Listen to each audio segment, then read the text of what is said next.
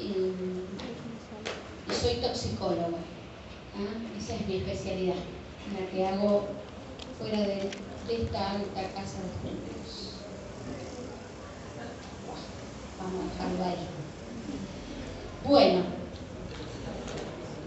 siempre comienzo mis clases dando una bibliografía que no sé si está actualizada, porque sinceramente estaba ahí tirado en mi bolso y no es de los más nuevos pendrive que tengo. Bueno, pero lo importante es que yo siempre le digo a todos mis alumnos que tienen que estudiar de los libros. ¿Está? Porque cuando uno estudia de un resumen, lo que uno hace es hacer un resumen de otro resumen. En cambio, y entonces, bueno, cada vez la calidad de la información y la cantidad de la información es menor. Entonces los libros no muerden y hay que leerlos. Después uno se hace, tienen todo un año, acá que rindan clínica, está más, 2 años van a tener parciales de por medio. Pero tienen que leer fármaco. Yo insisto que hay que leer Goodman. El que no le gusta Goodman, porque Goodman es muy tecnicista y por ahí hay capítulos que son incomprensibles, pueden leer de Velázquez, que siempre digo que es como un cuentito. Si yo no hablo con micrófono, ¿se escucha igual? No. Listo. ¿Quiere hacer hablar con esta porquería? Vamos a ver, ahí. ¡Guau! Entonces siempre digo que estudiar de Velázquez es como leer un cuento. Es lo mismo de Goodman, quizás con menos elementos técnicos, pero es muy buena bibliografía Velázquez. Muy buena bibliografía. Y así que no estudien de otro lado. Por ahí hay uno que es con apellido muy común, que se llama Suárez. Si yo les tomo y me salgan hablando del Suárez, seguramente que le van a ver una bola. Porque para mí no está al nivel de un alumno de 5º año. ¿O de cuarto? ¿Ustedes son de cuarto? Quinto. ¿Ya dieron conmigo? Yo les di antidepresivo el año pasado. Sí. Bueno. Y después, por supuesto, que siempre pongo el libro de la cátedra, porque en definitiva, y es lo que yo le digo a mis alumnos de gírico, ¿no? Nosotros le damos una visión farmacológica de la cuestión, y ustedes cuando van a rendir una cátedra, las dosis, los usos, la indicación precisa, se les tiene que dar la cátedra, ¿está? Nosotros damos toda la... O sea, se los comento porque nos pasa algo curioso con las infecciones urinarias. Nosotros decimos que el primer antibiótico de elección es la trimetroprima sulfa, y por ahí se escucha en otras cátedras, en la cátedra que le van a tomar, que es la ciprofloxacina.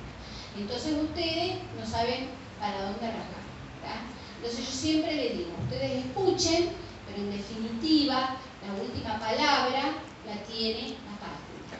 Ojalá volviéramos a dar farmacología como en una época, pero bueno, no están las condiciones dadas todavía. Ahora bien, ¿por qué estamos acá hablando de esto que va a ser sustancias ilícitas? ¿Alcohol dieron ustedes? ¿Cuándo dieron?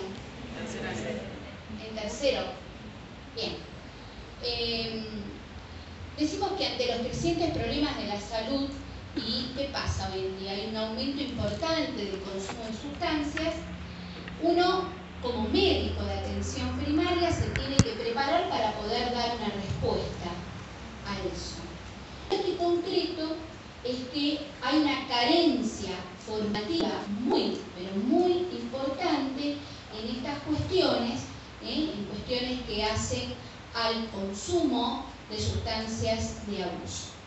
Entonces, uno sale de acá, de esta casa de estudios, con muy pocos elementos. Por eso es que tienen que aprovechar estas clases para que sea el approach de ir a leer en la bibliografía lo que yo medianamente en una escasa hora les voy a tratar de hacer conocer. Esto es nada más.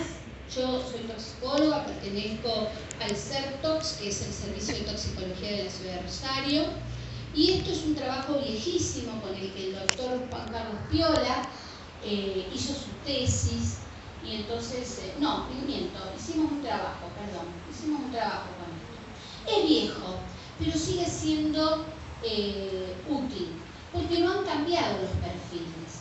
Hoy en día, cuando ustedes estén en una guardia y reciban a un paciente que ha hecho un abuso, un consumo abusivo de una sustancia determinada, lo que van a encontrar es que habitualmente el paciente no presenta demasiados síntomas. Y si presenta algún síntoma, generalmente son síntomas neurológicos. Está excitación psicomotriz, depresión, pero más que eso no pasa. Generalmente lo que más se ve son los varones en esta temática, ¿no? Y la edad fundamentalmente ocupa entre los 20 y los 40 años, más entre los 20 y los 30, pero se puede extender. En cuanto a la latencia, generalmente es muy corta, vienen porque se asustan, vienen porque se asustan. Y en cuanto a la vía, habitualmente hay más de una. ¿Por qué hay más de una? Porque hay un uso múltiple de sustancias. Hoy se mezcla todo. No es como hace 30 años atrás, que el que usaba anfetamina, y el que usaba coca. Hoy se mezcla el alcohol con la anfetamina, o el alcohol con la marihuana, o el alcohol con la cocaína. Entonces, por eso es que la vía es más de una. En cuanto a la severidad, nosotros prácticamente no tenemos muertos por sobredosis. Esto no quiere decir que hay que salir de acá consumir, pero no hay casi muertos. Los pocos muertos que hay son por cocaína. Y en cuanto a la cantidad, habitualmente es muy difícil determinar cuánta sustancia fue la involucrada en el episodio. Esto no ha cambiado a lo largo de la historia. Entonces, ahora sí pasamos a definir a qué se llama droga. Droga, si bien ustedes cuando estudian fármaco, droga es un fármaco es droga, bueno, en realidad droga, para cuando uno habla de sustancias de abuso, dice que es toda sustancia que introducida al organismo por cualquier vía altera el normal funcionamiento del sistema nervioso central del individuo y además es capaz de producir dependencia, ya sea física, psíquica o ambas. Entonces, toda sustancia que altera mi sistema nervioso central me da una alteración en mi conducta y es capaz de generar en mí dependencia. ¿Estamos?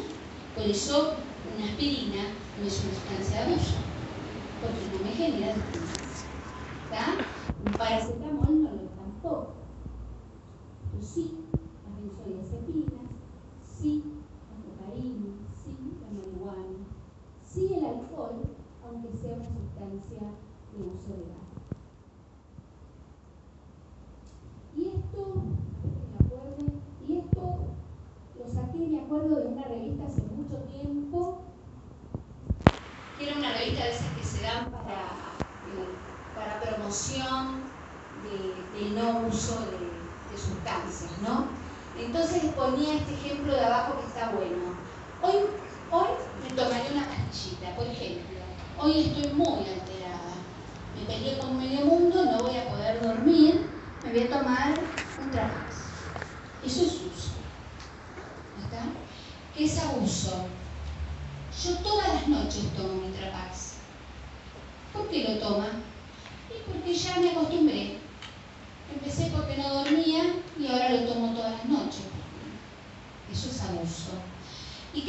dependencia.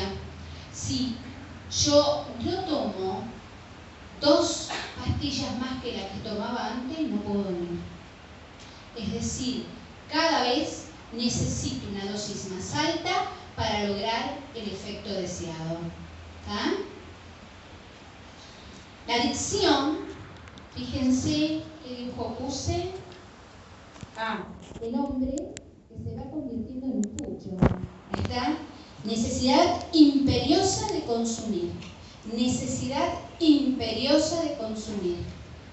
Que genera dependencia. Esa dependencia me genera una abstinencia.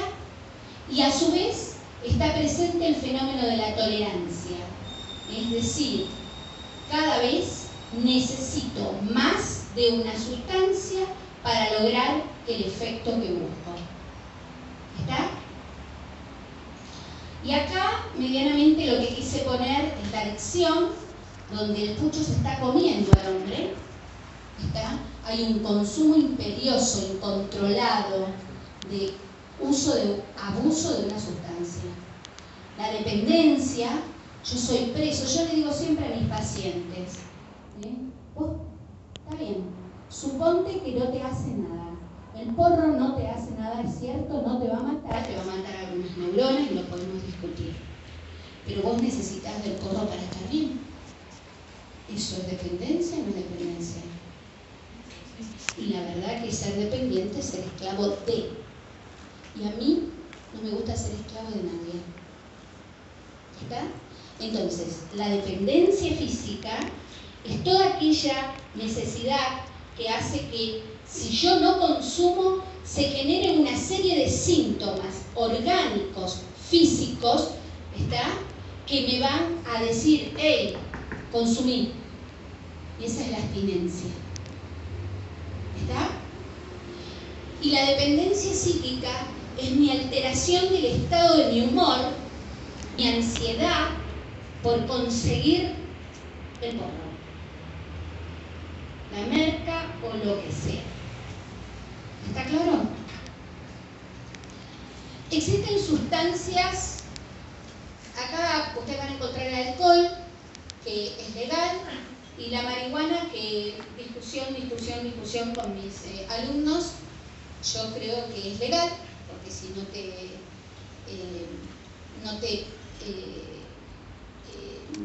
te cuestiona la ley que uses, es legal. ¿Está? Bueno, pero, y ojo, no estoy en contra de la legalidad, no vayan a pensar que yo creo que no tiene que ser legal, creo que es la única manera, y es una opinión mía muy personal, de cortar con el negocio. No lo dice Dorita Prado, en Holanda esto está muy bien establecido, muy bien estudiado, se lleva adelante un control del uso y abuso de sustancias. Entonces tenemos sustancias depresoras del sistema nervioso central, estimulantes y sustancias alucinógenas. Dentro de las depresoras, lógicamente está el alcohol, pero también está la marihuana, los inhalantes y los opiáceos. Y dentro de los estimulantes, antes eran las anfetaminas. En mi época, cuando yo empecé a estudiar, se usaba mucha anfetamina para mantenerse alerta, despierto, ¿está? Y hoy en día es la cocaína. Y dentro de las alucinógenas tenemos el LSD, el éxtasis y algunas plantitas que después vamos a ver que, si bien no son ilícitas, está bueno que ustedes conozcan. Esto lo voy a pasar rápido porque tenemos muy poquito tiempo, ¿sí? Entonces, alcohol es un depresor del sistema nervioso central que tiene capacidad adictiva, que produce dependencia física y dependencia psíquica. Esos efectos, si ustedes recuerdan, cuando dimos las clases de alcohol o las clases de injuria, esos efectos dependen de muchas cuestiones: el sexo, la edad, la ingesta de alimentos previos o concomitantemente con los alimentos, la cantidad y la rapidez de la ingesta. Yo siempre digo que un borracho con cultura no es lo mismo que un pendejo que se toma toda la cerveza junta. Al borracho lo van a ver en pie, así se tome 6. El pendex se toma 6 cervezas de golpe y hay que llevarlo. ¿Es o no es? Entonces uno es el borracho culto y el otro es el inculto.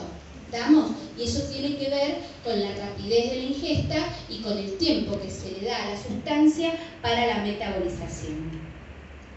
Y después la combinación con sustancias carbonadas, el famoso Fernet con coca, que es tan rico para algunos, es tan feo para nosotros, a mí, por ejemplo, está por el sabor, lo digo, y que lo que hace la coca es aumentar la capacidad de absorción del alcohol. Es decir, que más en pepe me voy a poner cuando tome el Fernet con coca que si lo tomo solito. El mecanismo de acción, bueno, siempre le digo a los pacientes, a los alumnos, que por lo menos me digan un hito de los mecanismos de acción. Ustedes, cuando vayan a rendir clínica, tienen que saberlos todos. ¿Está claro? En injuria pedíamos el de abajo, el de la potencia de receptores inhibitorios, el GABA, lo que hace con el cloro, que aumenta la apertura de los canales de cloro, no voy a poner a hablar de alcohol. Pero ustedes tienen que saber todos los otros. ¿Estamos? Esto está en Goodman. Todo esto es Goodman. ¿Estamos? En cuanto a la farmacocinética del alcohol, saber que tiene una absorción gástrica, pero fundamentalmente intestinal. Fundamentalmente intestinal. Que tiene una amplia distribución, que tiene un gran volumen de distribución, y como siempre decimos en los exámenes, hay que recuperar conocimientos. Entonces, nunca hablen de lo que no saben. Si ustedes van y le dicen al doctor Balabán que les va a tomar clínica, tienen un amplio volumen de distribución, le va a decir, ¿qué es el volumen de distribución? ¿Estamos? Entonces tienen que saber. Mucha columna mía sabe. ¿Está? Bien. Excreción. Esta es la metabolización. Los tres mecanismos de metabolización de la alcohol deshidrogenasa, que no solamente ocurre en el hígado, sino que también ocurre a nivel de la mucosa gástrica, y que la mujer estamos en desventaja porque metabolizamos menos a nivel de la mucosa gástrica, por eso la misma cantidad de alcohol entre el joven y yo, a mí me va a ser peor que a él, porque él va a metabolizar más. Después el de la catalasa peroxidasa, ¿está? Y el del citosol. Acordarse que estos dos últimos mecanismos son muy importantes en la ingesta crónica, en el liquidista crónico. En cambio, el del alcohol deshidrogenasa es importante en el consumo agudo. Bueno, esto era simplemente saber que hay bebidas fermentadas, que hay bebidas fermentadas y destiladas, que el porcentaje, el contenido de alcohol es variable, que es mucho más en las destiladas y fermentadas que en las otras. Esto es para saber que una lata de cerveza, un vaso de vino o una medida de coñac tiene 14 gramos de alcohol. Y 14 gramos de alcohol es 0,3 gramos litro. Y recuerden que no podemos conducir un vehículo de uso personal con más de 0,5. ¿Está? Entonces, una lata de cerveza, una copa de vino o una medida de coñac. ¿Estamos? Los efectos farmacológicos, bueno, es un depresor del sistema nervioso central, importante por inhibición de inhibiciones. Primero se estimula y luego cae por lo que hace a nivel del GABA. Cardiovascular, bueno, lo que produce es un aumento de cuando uno ingiere pequeñas cantidades de alcohol, lo que produce es un aumento de las HDL.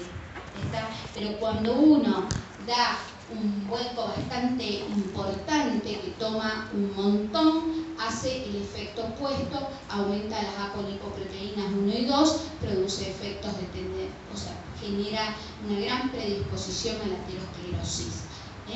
Bueno, produce hipertensión, todo tipo de taquicardia, esto lo saben, chicos. Miopatía del músculo estriado, produce hipotermia por una acción a nivel central. Está entre que el centro termorregulador se desensibiliza y hay una gran pérdida de líquido, se produce la hipotermia. Un aumento es diurético, el alcohol está y produce todos estos efectos que ustedes en clínica los van a tener que saber mucho más de lo que lo sé yo, todos los efectos irritativos a nivel de la mucosa esófago-gastrointestinal.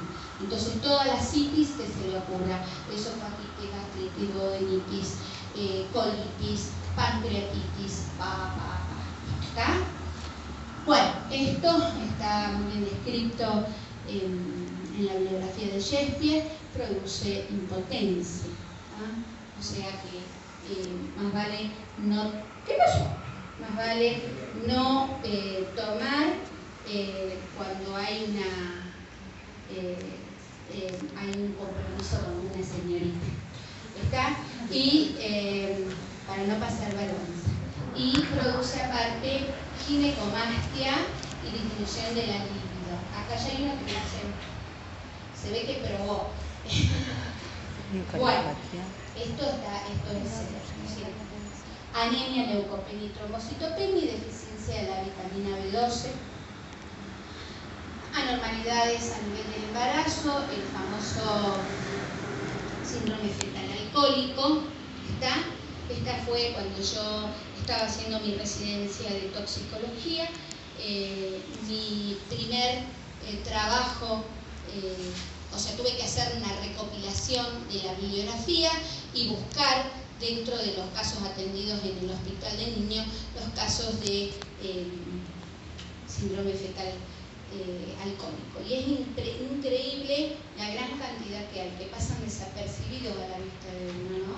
Si uno piensa que son chicos que no tienen este tipo de problemas, pero cuando uno empieza a conocer la bibliografía y dice, bueno, las orejitas como las tiene, se le borró el surco nasogeniano, los ojitos los tienen medio achinados, la cabecita chiquitita, son hiperkinéticos y bueno, estamos frente a un síndrome fetal alcohólico. Bueno, esto, abuelo pájaro, 03, la euforia, aumento de la confianza en sí mismo. Bueno, esto todos tomamos un poquito, ¿está? Yo no manejo, pero cuando uno toma está así. No va a pasar, está todo bien, está, yo controlo la situación. ¿Qué otra cosa dicen? No va a pasar nada, yo estoy lúcido, sí, va. Pero hay algunas cuestiones que pasan ya con 0,3, es decir, con una latita de cerveza. Falta el juicio, falta el nivel de atención, y ya empezamos a tener problemas motores finos. Con 0,5 ya estamos en el típico borracho. Vieron en la marcha táxica del borracho, entonces ya tenemos una incoordinación motora, está mal puesta la reducción, hay un aumento del tiempo de reacción, está más lento para reaccionar, una pérdida de la memoria y la visión borrosa, que después va a terminar dando lo que se llama la visión en tubo. Veo ahí y no puedo ver los costados, que es lo que genera la mayor cantidad de accidentes. Con 1 gramo está más atáxico todavía que el otro, que tiene torpeza motriz, y también torpeza expresiva. Vieron que no le sale ni papa por la boca.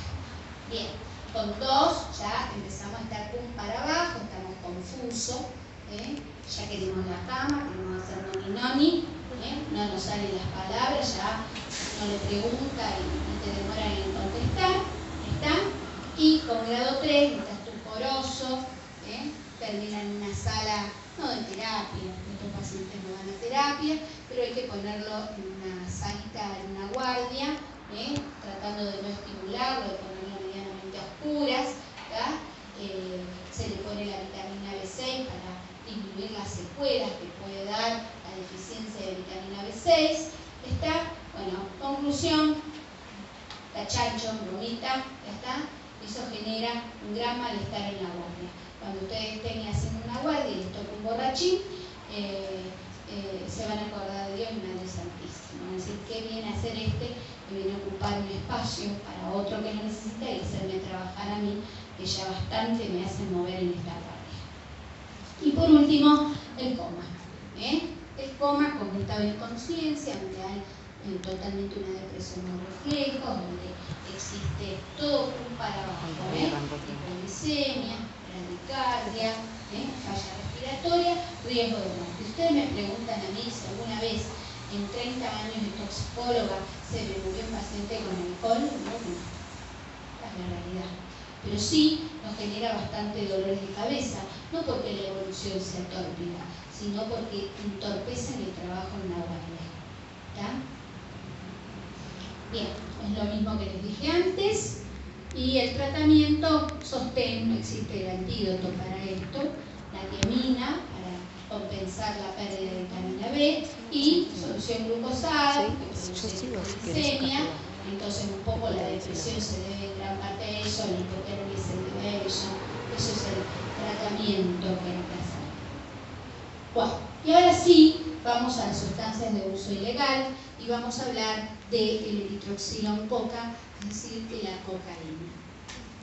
Existen diferentes formas de presentación de la cocaína, diferentes formas. Una es la pasta base, que es la resaca la basura más grande que tiene, ¿está?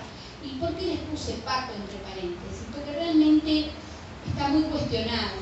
Acá en nuestro país se le llama Paco a la pasta base. Pero hay un estudio en Uruguay donde ellos dicen que el Paco no es así, ¿está? Que el Paco es un resto de cuando se elabora el clorhidrato de cocaína, pero conjuntamente con algunas sustancias, como ser, por ejemplo, el vidrio molido, la virulana, algunos fármacos, el almidón. Es decir, no hay un consenso general. Acá se dice quizás porque lo que se vende como Paco es realmente lo más barato que se pueda conseguir. Está el clorhidrato, que es el blanquito que tenemos ahí, y luego el crack, que se llama así, ¿no es cierto?, por los ruidos que hace cuando se fuma el crack, hace esos, yo nunca fumé crack, pero dice que cuando se fuma el crack hace crack crack, eso yo, es lo que dicen. Entonces, ¿por qué puse el crack es el sueño del traficante y la pesadilla del adicto? Porque el crack es carito y por otro lado es altamente adictivo. Es una de las formas más adictivas de cocaína. Entonces el tipo que consume crack cada vez necesita más. Y eso engorda el bolsillo del traficante. ¿Está? Las vías de uso, bueno, todas. Inhalatoria, se fuma, se aspira, se inyecta, por suerte, gracias a Dios, cada vez menos. En cierta manera, esta gran promoción de que la inyección generaba hepatitis B, hepatitis C y HIV, que había un alto riesgo de infectarse con estas enfermedades, ha hecho de que haya cierta educación por parte del consumidor. ¿Está? No es como en otros lados, Holanda, donde la jeringa la usa el consumidor y nada más, no se prestan las jeringas. ¿Está? Acá las jeringas pasaban de una mano a la otra y por eso hace 30 años atrás, cuando ya hubo, hace 30 años más o menos que en nuestro país apareció la epidemia entre comillas del HIV, del SIDA, una de las causantes no era nada más que la homosexualidad, sino el uso de jeringas compartidas. Hoy se usan cada vez menos sustancias de abuso inyectable. Está fantástico eso. Produce capacidad adictiva, produce tolerancia y produce dependencia psíquica, no produce dependencia física. ¿Está? Esto es nada más que para que ustedes vean cómo cambia la dinámica de la cocaína de acuerdo al tiempo, al modo en que se emplea. Fíjense ustedes que la lineita en gris, esta que tenemos acá, la primera, es la administración endovenosa. En 10 minutos aproximadamente, tenemos las concentraciones máximas. ¿Está? Luego, la que se fuma, que no llega a la media hora tampoco para tener concentraciones máximas. En cambio, la vía nasal, la aspirativa, demora un poco más, aproximadamente entre 30 y 60 minutos en llegar a la concentración máxima, y ni hablemos de la oral. ¿Está? Es decir, está bien, cuanto más rápido llega, más rápido cae. ¿Está? ¿Se acuerdan de dinamia, cuando vimos en incuria dinamia? ¿Se acuerdan? Una pregunta más. Tiempo medio, 50 minutos. Tiempo medio era el tiempo que la concentración llegaba a la mitad y se necesitaba entre 5 y 6 unidades medias para que la concentración sea 0. ¿Está? 50 minutos.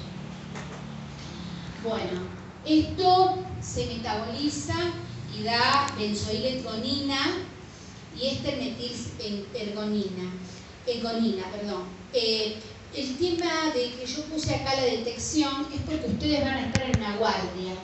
Y cuando ustedes estén en una guardia, y si les llega un paciente que ha estado expuesto, que ha usado cocaína, tiene que saber medianamente si tiene sentido o no tiene sentido pedirle el screening en la orina.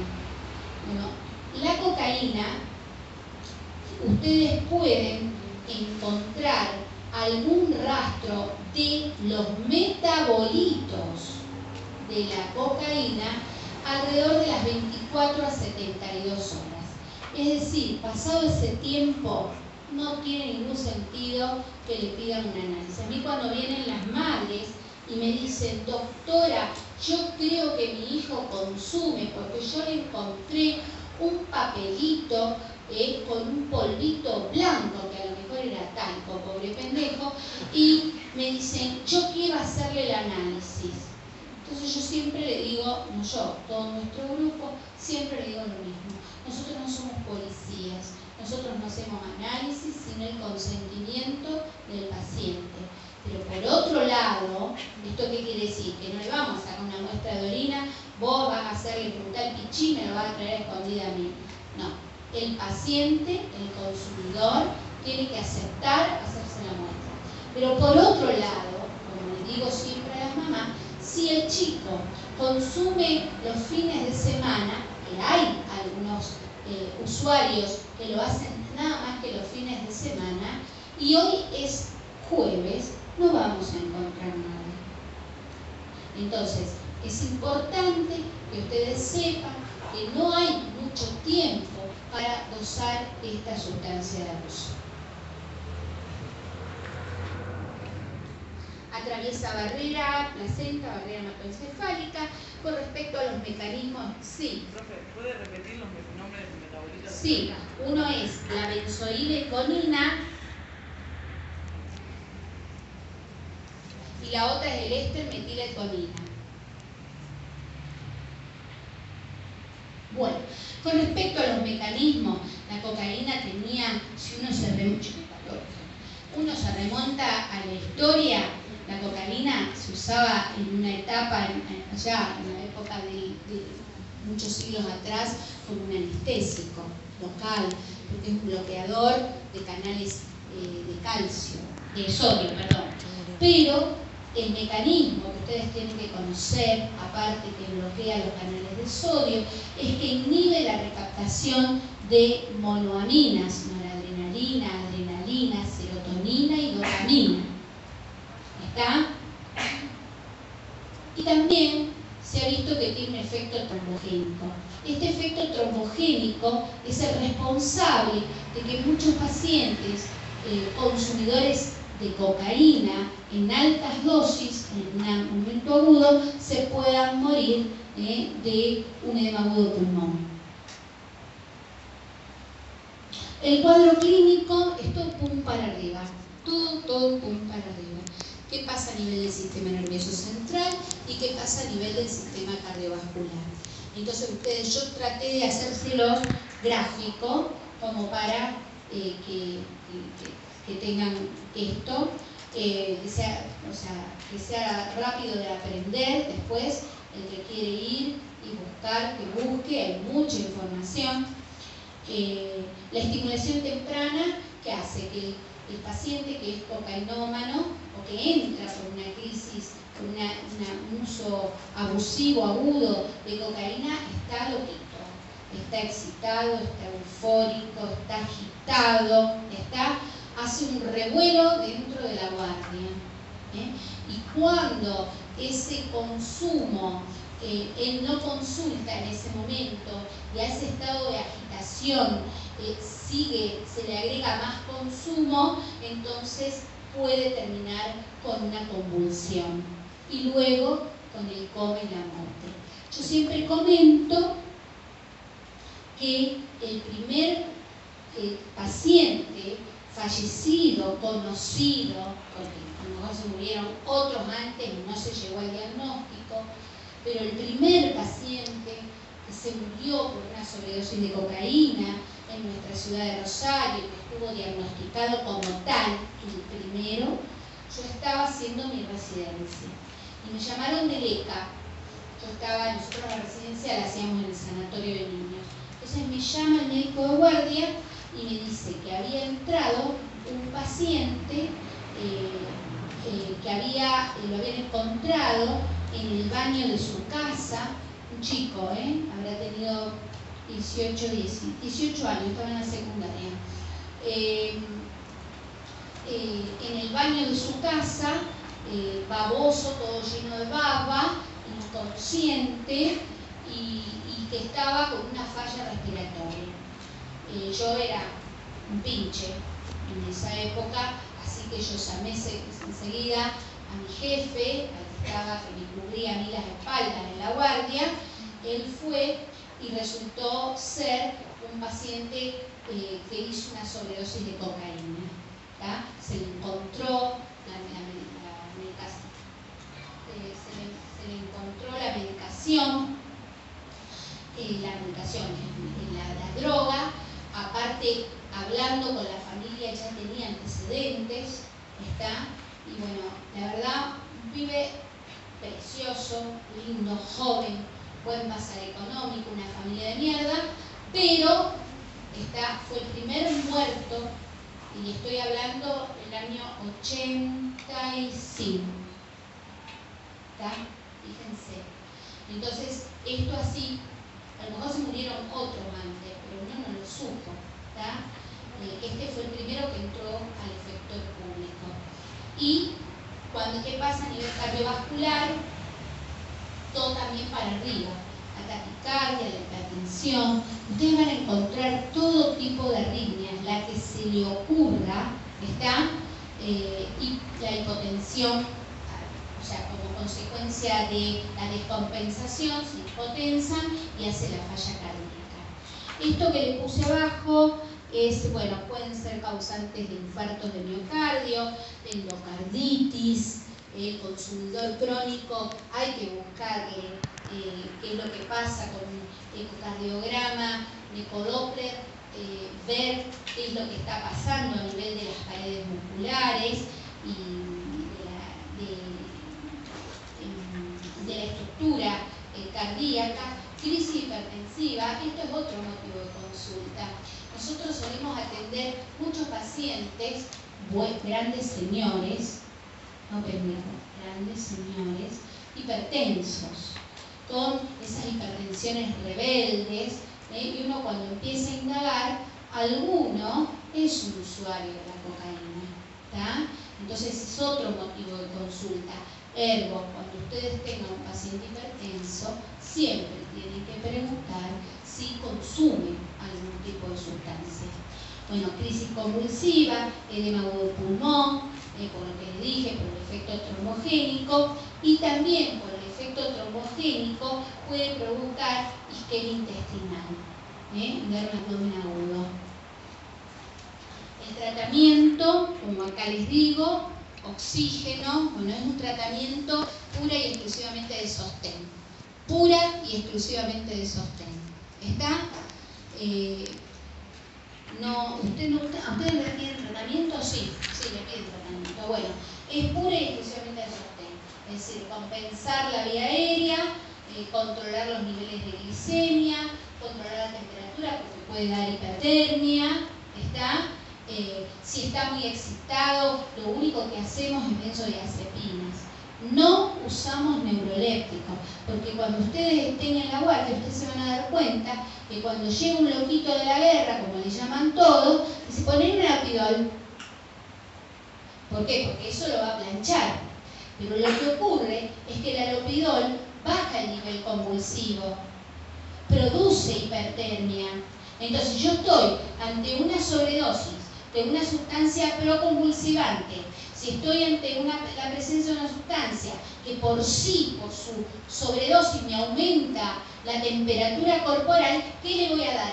¿Algo que me lo descompense más? Sí, lógico, me lo va a planchar, pero también me lo va a planchar para partir. ¿Está? Entonces, nosotros, los toxicólogos, no estamos en desacuerdo con el uso del neuroléptico, pero el uso del neuroléptico en el tratamiento crónico, del tratamiento de sostén, cuando uno hace deshabituación de la cocaína, no en el tratamiento agudo, que es lo que lamentablemente vemos en todas o la mayoría de las guardias.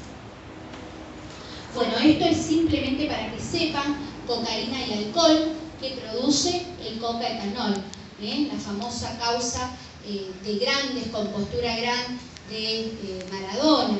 ¿Se acuerdan cuando Maradona se descompuso en el Uruguay? Lo que había hecho Maradona era precisamente esta mezcla. Y lo que tiene un efecto adictivo sobre los transportadores de la dopamina y una afinidad 40 veces mayor por los transportadores de serotonina. O sea, mezclar, yo siempre le digo a mis pacientes, no sean bobos, o lo uno o lo otro, pero las dos cosas juntas no, que te va a acabar muriendo. Lo ideal sería que no consumieras nada, pero si vas a consumir, sé prolijo, porque esto es firmar un certificado de función a corto plazo.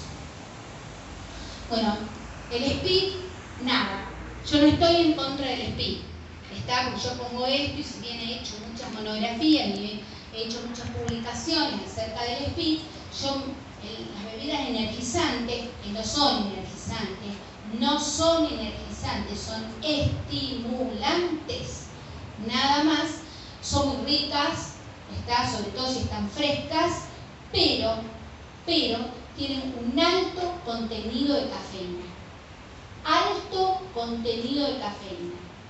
La cafeína es un estimulante del sistema nervioso central. Si yo uso el SPID con la cocaína, me voy a cagar.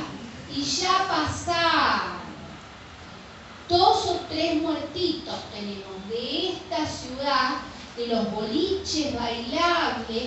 Viste que no dije confitería, mi hija me caga feo porque no confitería. Boliches bailables, donde se hace un mal uso. Porque uno entra al boliche, hace un calor bárbaro y no toma un SPID. Toma 2, 3, 4 SPID. Un poquito de alcohol. Por ahí no hablo de ustedes, hablo del que hace abuso. No me malinterpreten. Y mezclan.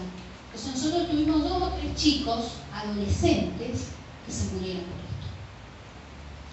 Bien, marihuana, cannabis sativa, contiene más de 400 químicos, 60 cannabinoides, el más importante es el tetrahidrocannabinol.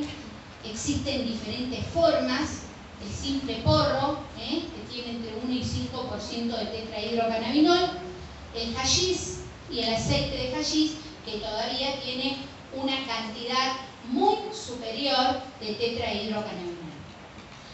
Bueno, en cuanto al mecanismo de acción, ¿por qué le puse esta cara de este buen hombre? Porque lo que hace es actuar sobre receptores endógenos, para tetrahidrocannabinol, con un ligando que es la anandamida, y no se sabe muy bien lo que hace.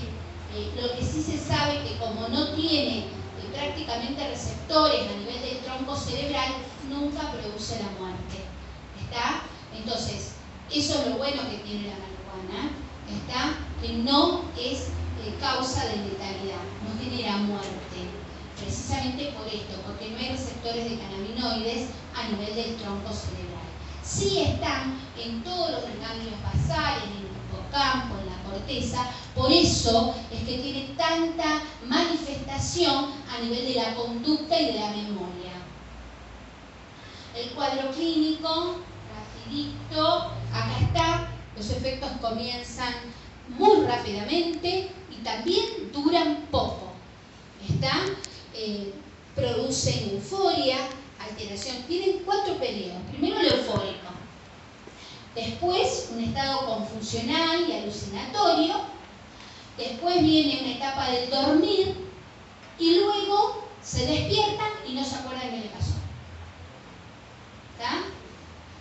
Esto que le puse ahí es lo que dice doña Rosa. Irritación ocular, los ojos colorados. Eso, bueno, si me ven a mí a las 11 de la noche, después de a lo mejor haber estado trabajando con la computadora todo el tiempo, tengo los ojos colorados y no consumo marihuana. Entonces, pero sepan que produce irritación conjuntival, sequedad bucal, pero lo más importante es lo que acá le puse. Esto, ustedes pueden encontrar metabolitos de tetrahidrocannabinol hasta 28 días después del consumo. Eso es lo bueno, uno puede detectarlo. Y el tratamiento, por supuesto, que es de sostén. Esto, la gente que, ustedes saben, yo tengo un amigo mío que es un defensor de la marihuana, aparece siempre que hay la marcha por la marihuana, él está. Y cuando yo le comento esto, se me ríe la cara. Bueno, cada uno, somos todos grandes. Entonces yo lo que hago es traerle lo científico, lo que está en la bibliografía seria, después de estudios, no a un paciente, sino estudios poblacionales. Después está la gente que puede aceptarlo y la gente que no acepta esta teoría. Están ustedes. Ustedes sí, cuando vayan a rendir, digan lo que dice la ciencia. Y guárdense su opinión, porque si no, no va a ser viable el examen. ¿Está claro? Bueno, esto simplemente que produce trastornos de la personalidad. Yo siempre digo que mata neuronas. Disminuye, produce depresión. Esto se ve. Ustedes saben que hay muchos intentos de suicidio en adolescentes, desde hace unos años en adelante, con trastornos de la personalidad. Y yo les puedo asegurar, les puedo asegurar que cuando uno empieza a indagar, el 99% usa marihuana. ¿Casualidad? ¿O tiene razón la ciencia cuando me dice que da ideas suicidas, que da depresión, que da trastornos esquizofrénicos? ¿Por qué antes no se veían tantos trastornos conductuales en los adolescentes y ahora sí? No es nada más que porque la sociedad que vivimos es una sociedad muy conflictiva. Debe haber alguna otra cosa. Y produce infertilidad. Otra de las cosas, y esto no es ilegal, acuérdense, esta es la droga del pobre, que es del chico que está limpiando los vidrios, limpiando los autos, los cuidacoches, son la aspiración, el derivado de los hidrocarburos, no es ilegal, lo puede hacer cualquier persona.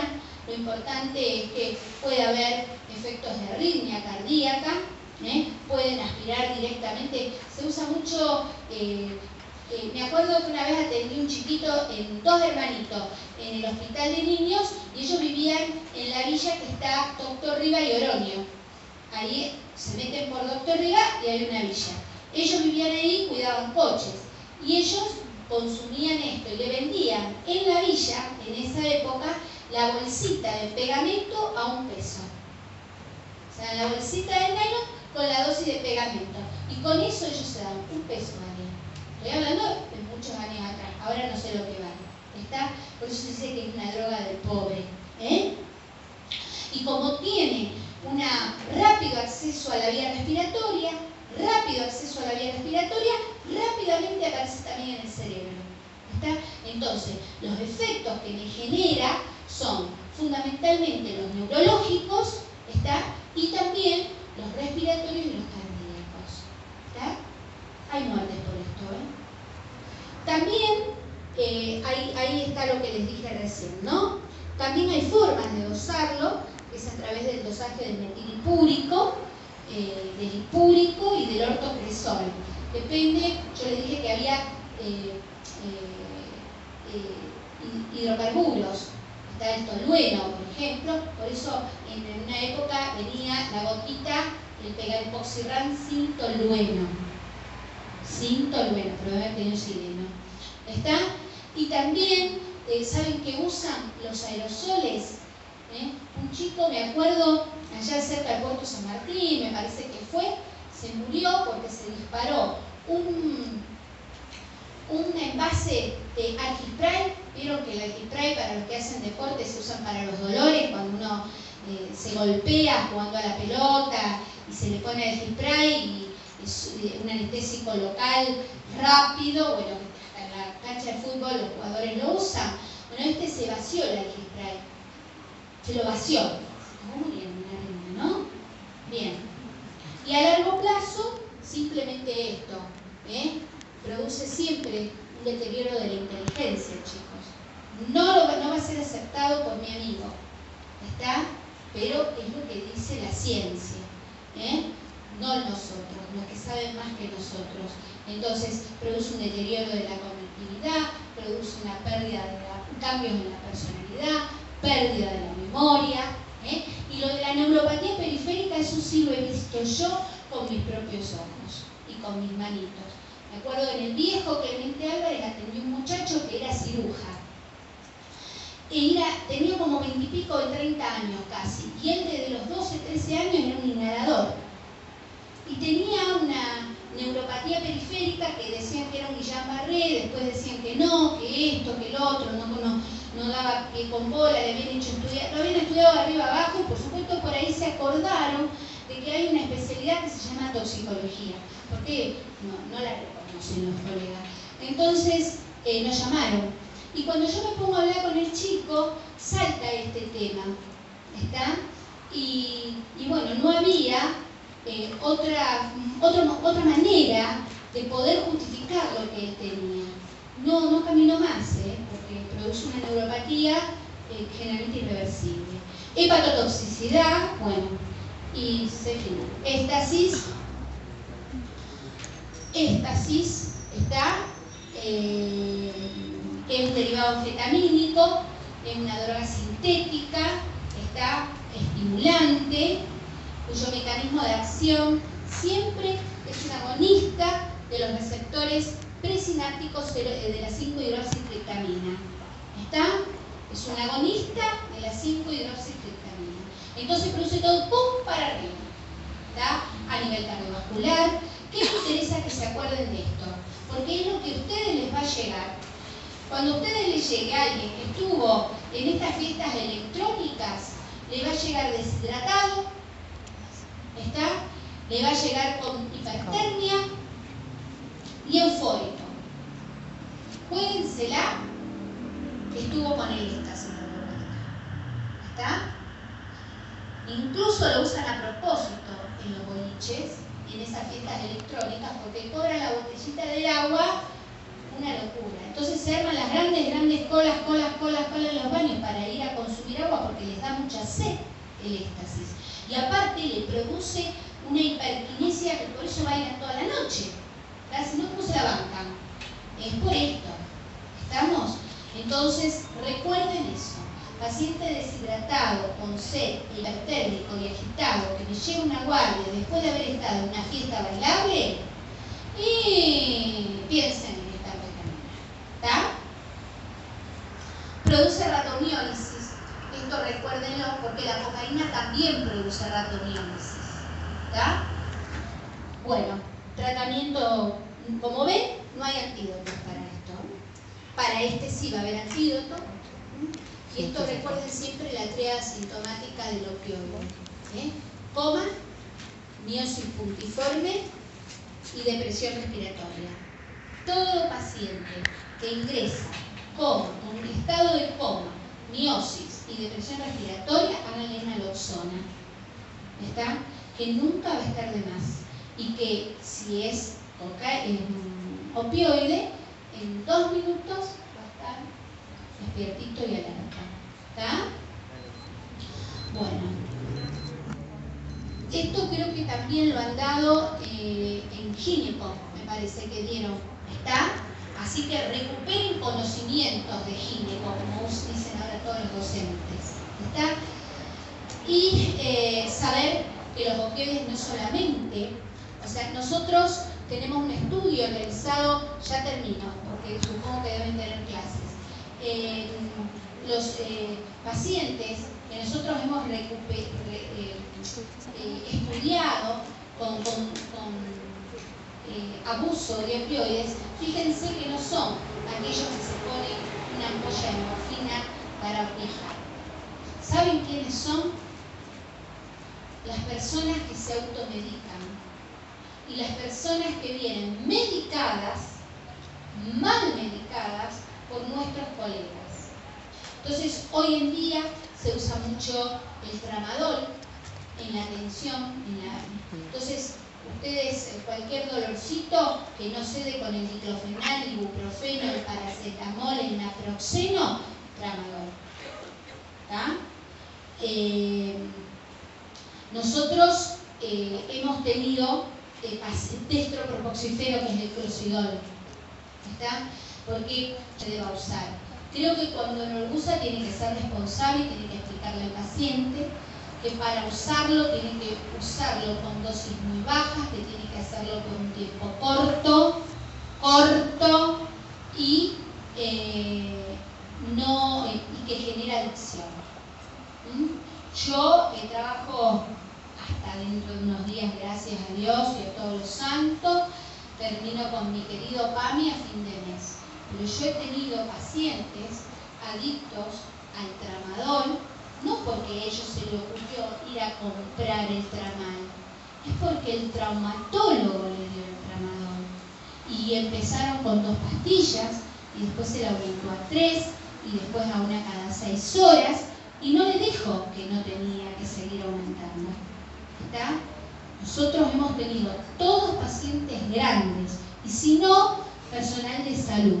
Hemos tenido enfermeros, hasta médicos, que han hecho uso y abuso a los opioides.